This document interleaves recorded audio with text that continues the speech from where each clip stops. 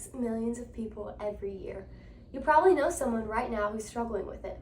A friend, sibling, or even a parent. And while we often hear about the dangers of nicotine, what we don't always talk about is how we can be a part of helping someone fight through it. In this video, we want to share a real story from someone who overcame addiction themselves. This is Liberty. She started using nicotine at the age of 14 years old. Her story is about overcoming addiction and how her sister helped her through it. Hey guys, my name is Liberty. I am a senior at Evangel University, and I got addicted to nicotine when I was about 14 years old, and I kind of slowly started to realize that it was taking over my life, and I became very reliant on it, and I realized it was an issue when there was many different things that I could realize that it was affecting everything. So around freshman year of college, I quit when I started to become friends with people that were a lot more influential in my life and pointed me to the right direction, kind of just showed me that I could have fun without vaping or drinking.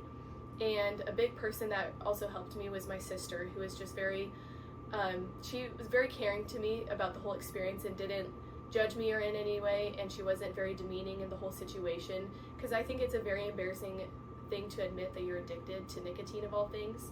And she kind of just got me plugged in with some counseling services, and she just helped me realize that I can not be reliant on something, and how much easier it was to quit than I thought it was, because I think when something has a hold on you, you don't think that there's a lot that you can, it has a hold on your life and you can't really quit.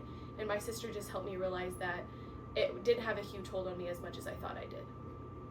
Hearing that story shows how important support really is. Sometimes it's a consistent encouragement of a friend or family member that makes all the difference. And it doesn't have to be complicated.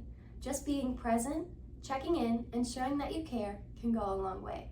Now we will hear from Bailey and how she helped her dad overcome addiction to nicotine. My name is Bailey Beeler, and my loved one who was using nicotine was my dad, and he was kind of using everything.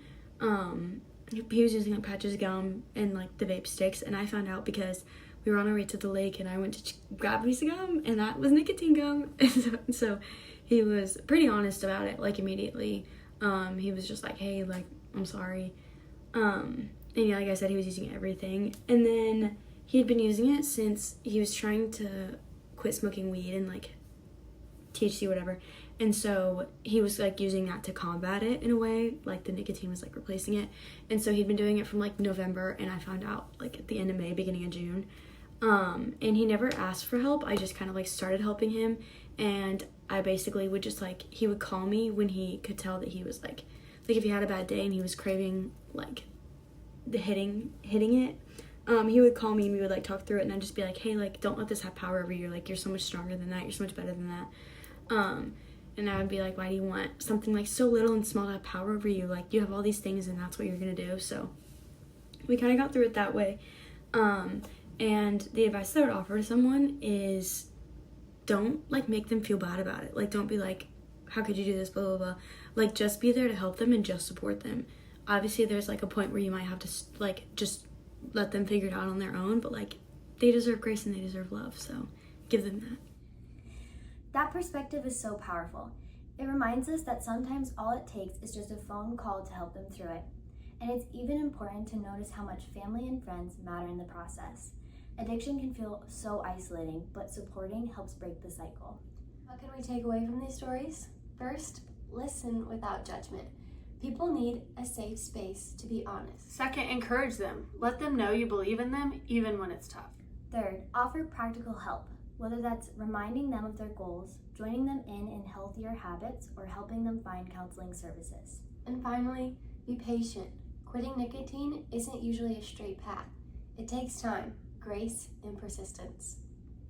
If you have a friend or family member battling a nicotine addiction, don't underestimate the impact that you can make. Even small actions, an encouraging text, an open conversation, or celebrating small